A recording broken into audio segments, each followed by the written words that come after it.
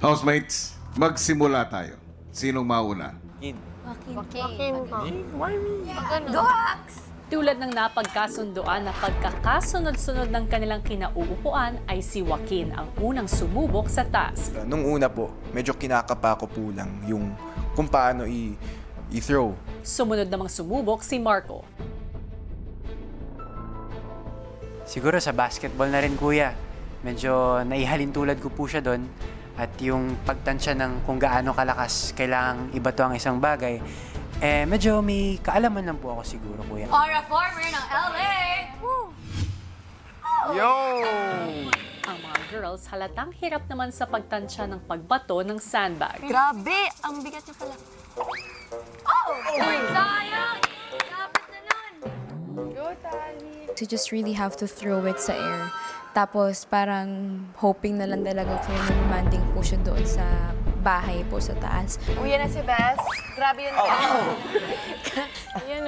Napapaisip po kung kakayanin ko po or kung kakayanin po naming mga housemates po, kuya. Kasi first time ko lang din pong makakita ng ganong klaseng task po, kuya. Pag talaga, kuya, may mga involved na kailangan mong ma-shoot or kailangan mong ma-aim ng like maayos or like pagbato talaga, kuya, medyo mahina ako dyan. Yan na. Yan na. Boom! Over. Panay mintis din ang mga sumunod pang housemates.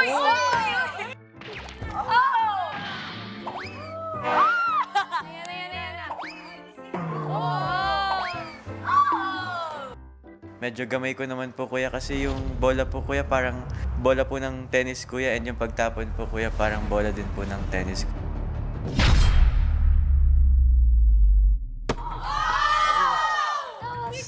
Sa muli nilang pagsubok, ang mga girls sinubukan namang tumuntong sa platform na ibinigay ni Kuya para sa task. Go, Ellie! Nalulula po ako, kuya, kasi nga po ang baba po namin, tapos sobrang taas po. Tapos naramdaman ko po na wala pong lakas yung braso ko.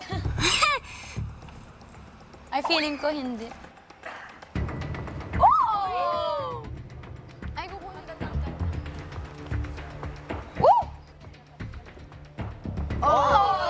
Lapit na! Kada po hindi ko po successfully nalalagay po dun sa ibabaw ng bahay. Siyempre po, kuya, nalulungkot ako kasi hindi po ako makakapili ng ka-group ko, kuya, sa moment na yon.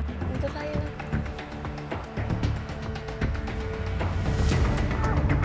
Minsan sa paulit-ulit ko po, kuya, na pagtapon, parang hindi na po, kuya, consistent yung form ng pagtapon ko po, kuya. Ang problema ko naman, kuya, hindi ko talaga matansya. Minsan masyadong malakas, minsan masyadong mahina. Tapos,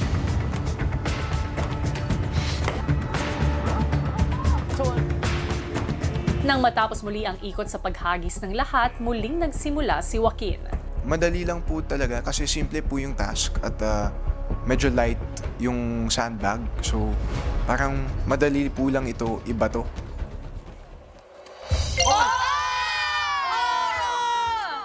As in, like, okay, let's see if this will work. Tinapon ko po. Napadpad po sa taas ng tore, kuya. So, ayun po, medyo nagulat po talaga ako noon. Joaquin, ikaw ang unang nakalagay ng iyong pamato. Congratulations! Pumunta ka na sa isang bleachers. It doesn't really matter which bench I pick since wala pang tao. For the first person to, pick a bench, imbis na ako yung pipili ng mga membro ko, it's more of other people picking, where they want to go.